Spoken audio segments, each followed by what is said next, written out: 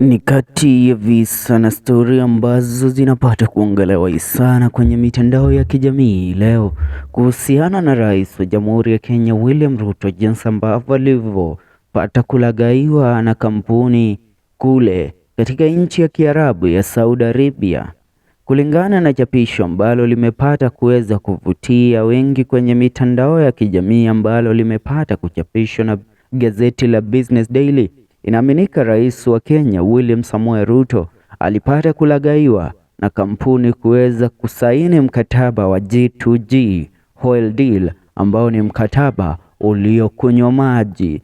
As of right now, the Kenya Kwanza government has been exposed after some details revealed that the Saudi Arabian firm that signed the oil importation deal with Kenya might have tricked them into extending the deal by 1 year. The government oil deal was meant to make oil cheaper in the country, but since it was signed, no changes have happened. According to a report by the Business Daily News, the firm that made the deal did so as a condition to renegotiate the prices of the multi-million shillings deal. The deal was reached after Kenya asked the Abu Dhabi National Oil Company to offer them flexible prices to match the global prices of oil.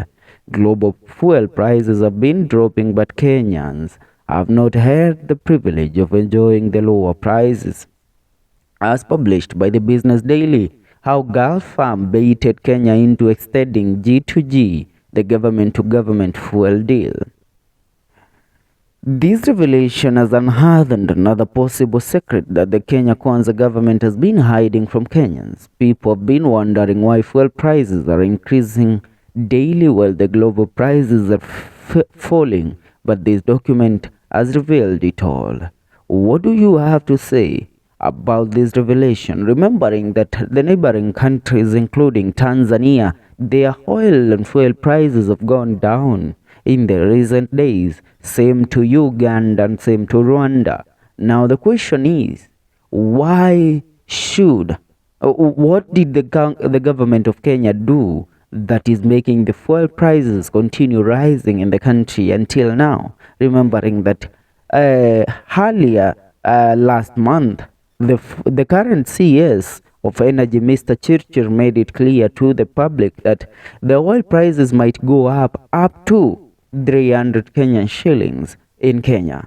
As of right now, it's a question that has been left for many Kenyans to answer for themselves, remembering that Ruto's government has been promising that the prices of fuel will go down day in, day out, but there is no move that it has made in delivering to its promise. For now, that's what's up. Go ahead and subscribe. See you in the next video. This is FM Show KE.